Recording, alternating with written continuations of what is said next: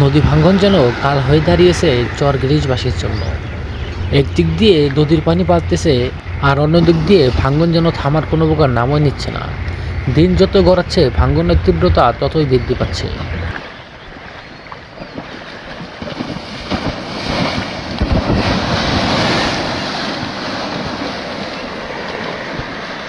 যমুনা নদীর এই ভয়াবহ ভাঙ্গন চর গিরিশবাসীর কাছে এখন প্রতিদিনের চিত্র।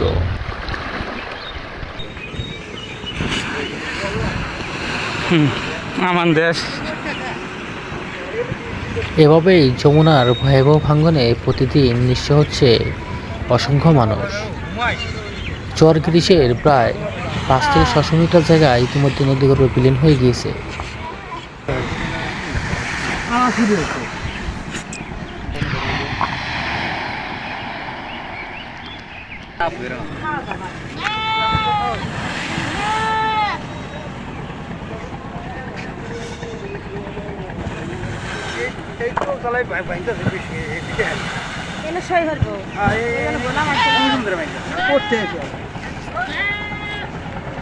ভাঙ্গন আতঙ্কে রয়েছে কয়েক হাজার পরিবার, শিক্ষা প্রতিষ্ঠান ও ধর্মীয় পাঠাগার। ওটা সই করবো আজকের দিনে, তাহলে এই স্কোয়ার পেছে যাবো গা।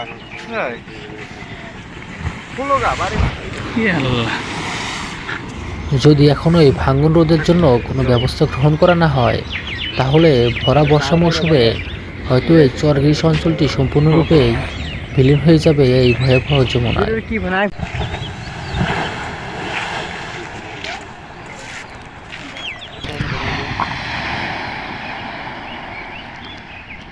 প্রতিনিয়ত এই যমুনার তাণ্ডবে এখন দিশেহারা হয়ে পড়েছে গাজীপুর উপজেলার এই চর গিরিশ অঞ্চলের মানুষজন। উপরে শেকড় থাকার আর এভাবে যদি ভাঙতে থাকে তাহলে এই চর গিরিশ অঞ্চলটি কিন্তু গাজীপুরের মানচিত্র থেকে একদমই মুছে যাবে।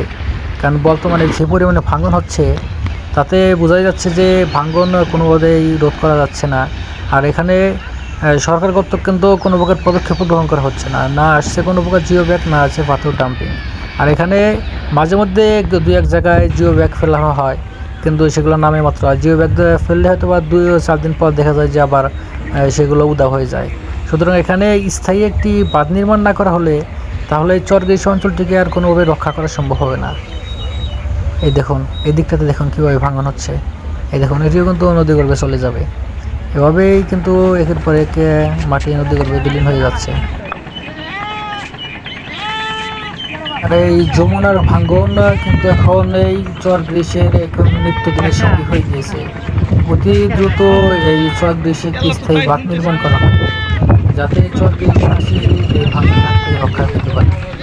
এই মুহূর্তে চর গ্রীষ্মের যে পরিস্থিতি, তাতে যদি এখন এই ভাঙ্গন রোধ করার জন্য সরকার কর্তৃক কোনো প্রকার ব্যবস্থা গ্রহণ না করে, তাহলে এই বর্ষা সিজন আসতে আসতেই কিন্তু এই সম্পূর্ণ চর গিরিশটি নদীগর্ভে বিলীন হয়ে যাবে।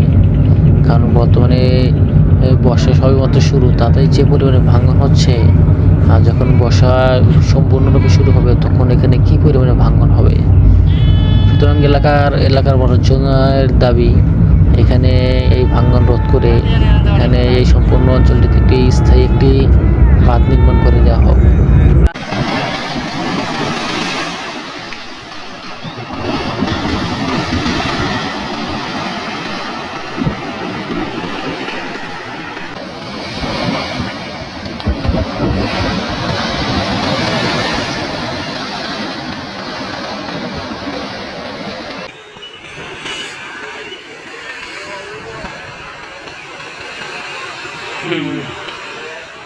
আমার দেশ